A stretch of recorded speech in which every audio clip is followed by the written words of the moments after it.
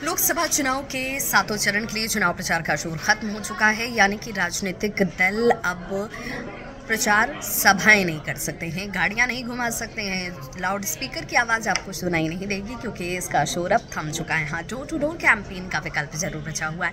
6 चरणों के चुनाव तो पहले ही संपन्न हो चुके थे। आखिरी 7वें चरण में बिहार के 8 लोकसभा की सीटें हैं और ऐसे में बिहार के 8 लोकसभा की सीटें और झारखंड की 3 लोकसभा की सीटें, इन पर सबकी निगाहें टिकी हुई हैं। लेकिन अब जब व्यस्तता चुनाव सभा करने वाली खत्म हो गई है तो उसके बाद नेता क्या करना है, ये जानने की जिज्ञासा आपके अंदर भी होगी। तो देखिए, चिराग पासवान जो हैं वो अब इस व्यस्त कार्यक्रम के खत्म होने के बाद पहुंच गए प्रभु श्री राम के दरबार। जी हाँ, अयोध्या में। हालांकि चिराग पासवान ने यह कहा था कि जैसे ही चुनाव प्रचार खत्म होगा उसके बाद मैं ज़रूर जाऊंगा प्रभु श्री राम का आशीर्वाद लेने अयोध्या नगरी। और अयोध्या नगरी वो पहुँच चुके हैं, जहाँ पर पूरे परिवार के साथ पहुँच उन्होंने प्रभु श्री राम के दरबार में मत्था टेका, आशीर्वाद लिया और एक बार फिर से इस बात की चर्चा कर दी कि 4 जून को एनडीए जो है अपार बहुमत से जीतने जा रही है। 400 के पार हमारी जीत की संख्या होगी, जिसका जिक्र प्रधानमंत्री नरेंद्र मोदी ने बहुत पहले ही कर दिया था।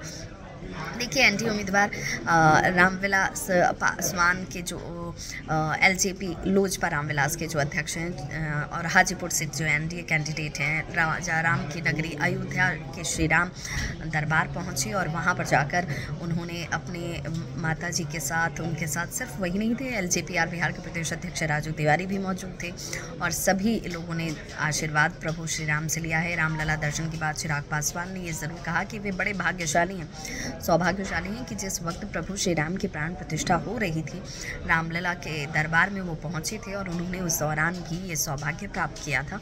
रामलला दर्शन के बाद चिराग पासवान ने बिहार की सभी सीटों पर 40 की 40 लोकसभा की सीटें जो बिहार की हैं उनमें 40 लोकसभा की सीटों पर जीत का एक बार फिर से दावा किया। उन्होंने कहा कि जब मैं इस अयोध्या नगरी में हूँ, जब मैं रामलला के दरबार में हूँ तो मेरा ये विश्वास और दृढ़ हो जाता है। ये मैं इसलिए भी दावा कर रहा हूँ क्योंकि बिहार की जनता ही नहीं, पूरे देश की जनता जो है उनका स्नेह, प्रेम और साथ जो है वो प्रधानमंत्री नरेंद्र मोदी के साथ है और इसीलिए आंकड़े 400 के पार होंगे। हम अपार बहुमत से विजय श्री हासिल करने वाले हैं और जब प्रभु श्री राम के दरबार पहुंच गए तब तो ये आशीर्वाद हमें जीत का मिल ही गया है। चिराग ने ये भी कहा कि 4 जून को नतीजे जो हैं वो एनडीए के पक्ष में होंगे, ये स्पष्ट है और पीएम मोदी के नेतृत्व में देश जो है वो तेजी से विकास कर रहा है, इसकी चर्चा सभी कर रहे हैं और इसीलिए मैं प्रभु श्री राम से आशीर्वाद लेने पहले ही पहुँच गया हूँ। जीत के बाद तो पहुँचने का ये सिलसिला लगातार जारी रहेगा। तो अब राजनीतिक दलों के जो तमाम नेता हैं, चाहे इस कड़ी में चिराग पासवान हों या फिर तमाम दूसरे दलों के नेता हों, अब आराम करते हुए नजर आ रहे हैं और देखना होगा कि 4 जून को जनता जनार्दन क्या फैसला करती है। न्यूज़ 18 बिहार झारखंड पर जुड़े रहिए मेरे साथ तमाम न्यूज़ अपडेट्स के साथ।